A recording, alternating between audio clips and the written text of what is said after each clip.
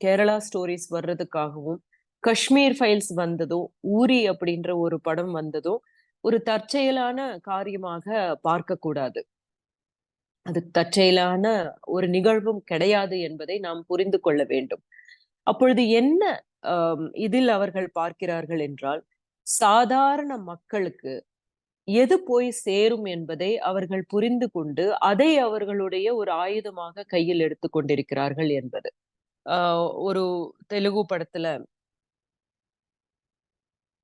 ஆ எதிர்நாயகர்களுக்கு, வில்லன்ஸ்க்கு வந்து marks, Lenin அப்படின்னு பெயர் வைப்பது.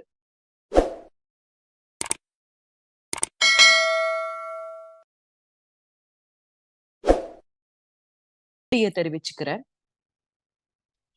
நாம பேசிக்கொண்டு இருக்கிற இந்த காலகட்டத்திலே, ஆம் எ எந்த விதமான அ அச்சுறுத்தல்கள் அப்படின்றத அ என்னுடைய தளத்திலிருந்து, என்னுடைய துறையிலிருந்து நான் உங்களுக்கு தெளிவுபடுத்தணும், இல்ல ஒரு இன்சைட் குடுக்கணும் அப்படின்னு நெனைக்கிறேன்.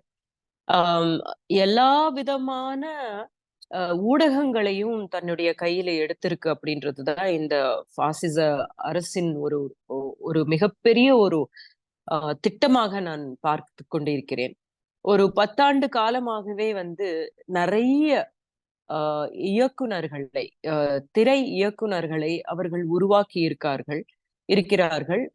அதாவது நான் போகும் இடமெல்லாம் ஒரு சில புதிய இயக்குனர்களோடு பேசறதுக்கான ஒரு வாய்ப்பு கிடைக்கும்போது, அவங்க சொல்ற கதைகள் எல்லாம் என்ன அப்படின்னு என்றால், அ இந்த பாசிச அரசுக்கு உறுதுணையாக இருக்கின்ற நாம முன்னிறுத்தக்கூடிய ஒரு ஜனநாயகத் தன்மையை குலைக்கக்கூடிய அனைத்து விதமான டாபிக்ஸையும் அவங்க கையில எடுத்திருக்காங்க அப்படின்றது தான் எனக்கு புரியுது.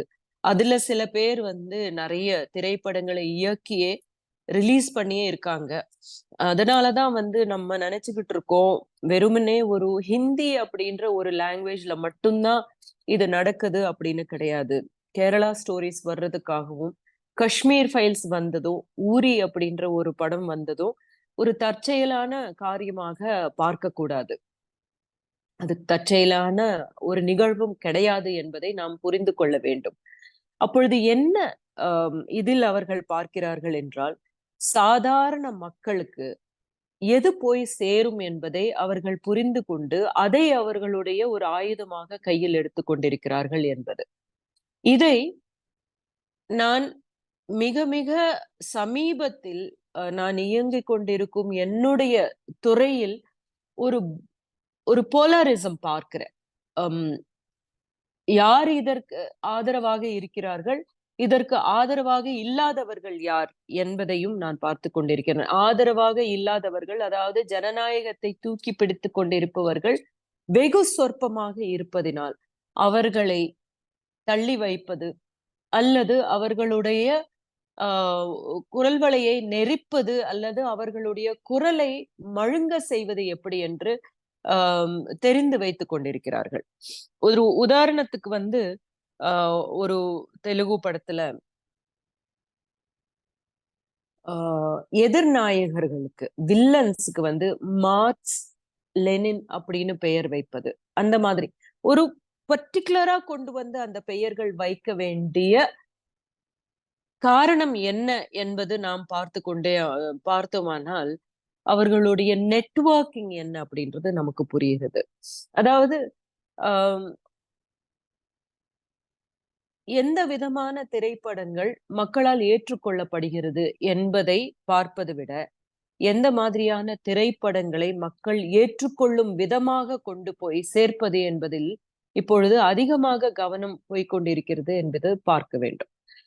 இது ஒரு ராமாயணா மாதிரியான ஒரு படத்தை எடுப்பதற்கோ, இல்ல இப்படிப்பட்ட பிரம்மாஸ்தா போன்ற படங்கள் எடுப்பதற்கோ, இது வந்து ஒரு ஒரு ரிலிஜன், அதுவுமே மிக மிக அம் பாப்புலரான ஒரு தளத்தில் ஒரு ஹிந்து காட்ஸ அதிகப்படுத்தி, அவங்கள வந்து அ ஒரு மிகப்பெரிய ஒரு பாப்புலரைஸ் பண்ற ஒரு இடத்துக்கு இந்த சினிமா அப்படின்ற கருவியும் மிக அதிகமாக பயன்படுத்தப்படுகிறது என்பதை நான் சுட்டிக்காட்ட விரும்புகிறேன்.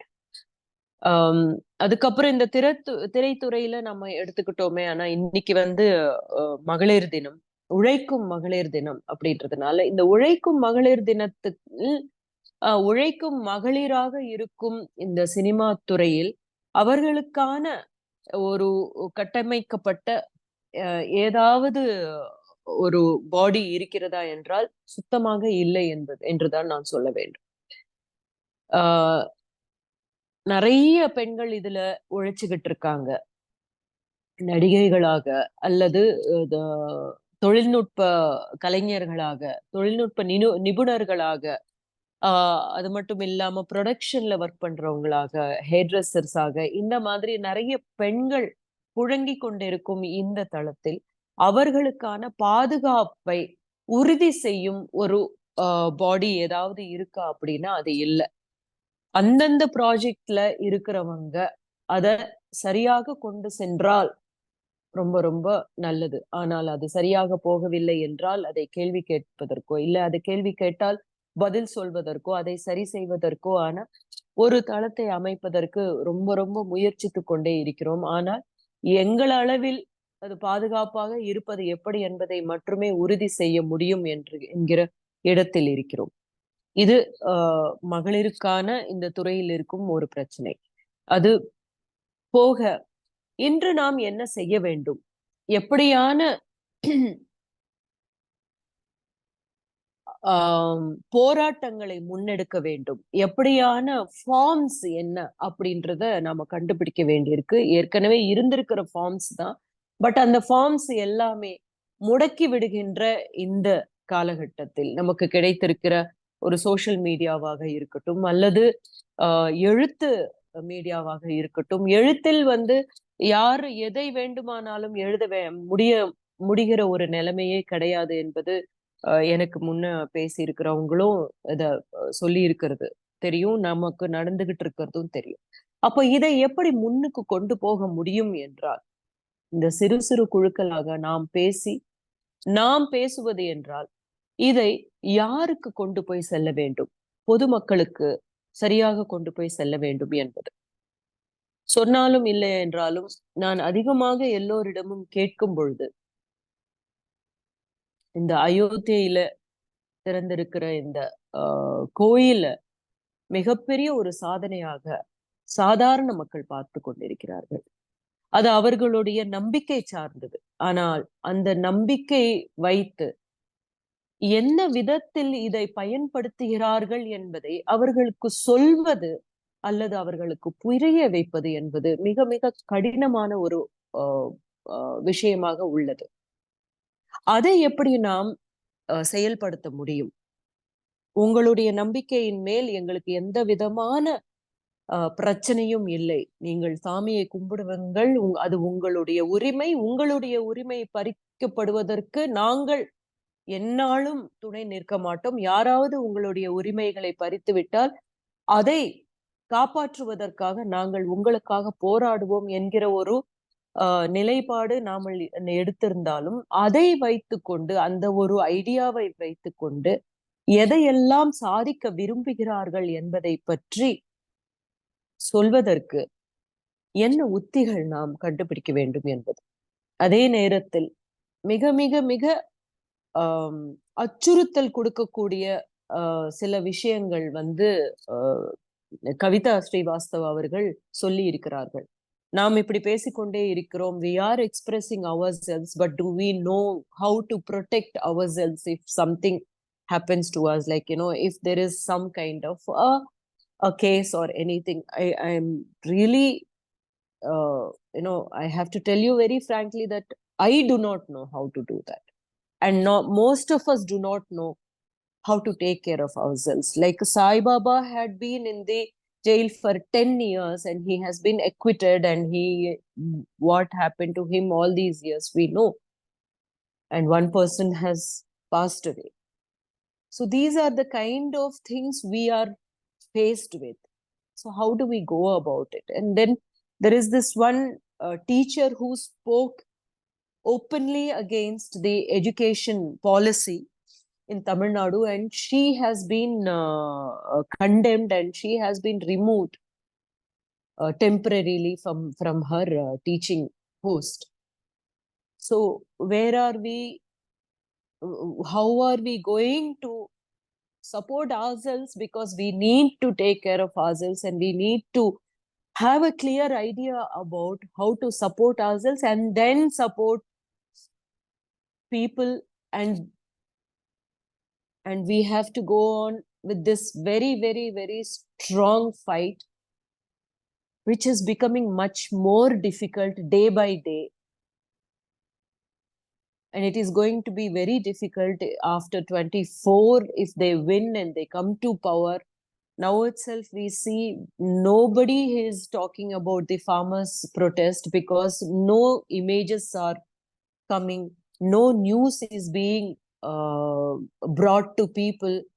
Only news which is being brought to people is about that wedding and who went to the wedding and what they wore and stuff like that.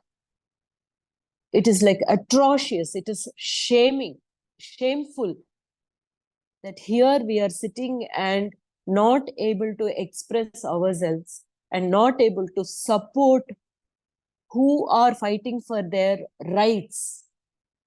And we are not able to even know what exactly is happening. Very disheartening news is coming that, like, pellets have been used on them, and some people have lost their eyesight and some people have died, and we do not know. They have the courage.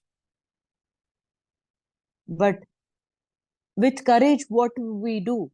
We just have to keep the dialogue going. Yes, we are keeping the dialogue going, like, thanks to platforms like this and thanks to all this. But then what is it that we need to do? We will talk. We will talk in small groups. I'm not getting disheartened, but it is really, really troubling. So these are the areas I see, like, in education, in media, social media, and if I put one tweet against, or the Sanatana eradication meeting we have conducted, the Progressive Writers Association had conducted a Sanatana eradication meeting seminar, and many of our people have been taken to the court, and she is advising, the judge is advising us to look at Sanatana with different eyes. So we are trying to do whatever we can from our uh, respective place and within our range and within our power. But at the same time, is this enough? Are we talking to the people who are actually getting affected by the policies, affected by this one-mindedness of this government?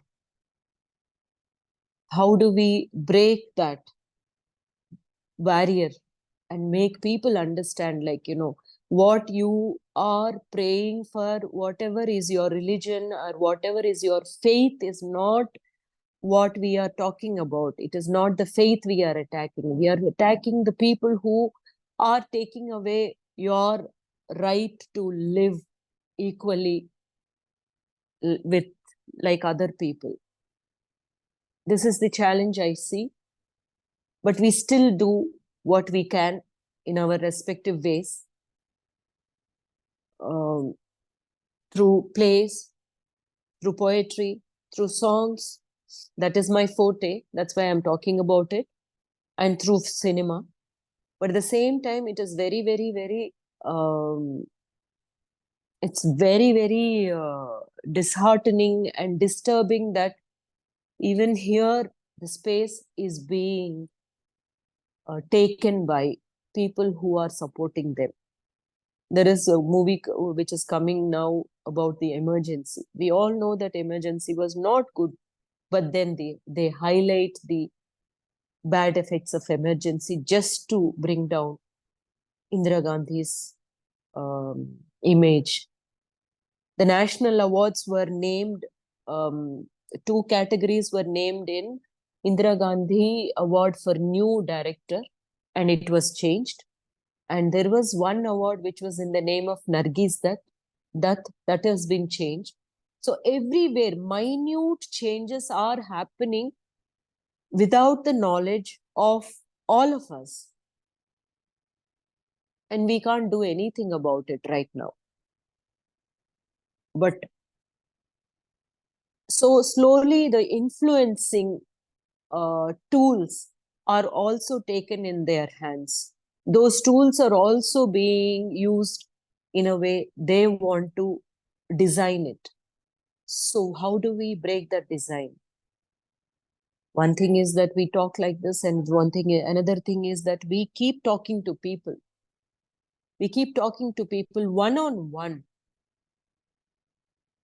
We keep reminding them what you have, the rights you have, you must stand for your rights. And we are there to protect you, or we are there to fight along with you. So this is what I wanted to share on this platform. And I am very, very thankful for inviting me to talk on this, and a lot of insights I gathered while listening to the others talk. And rights of protest in Tamil Nadu is also not the same. You cannot protest for many, many things here also. But we still go on. But we still raise our voice. But we still put forth our fight, is what I would like to share. Thank you.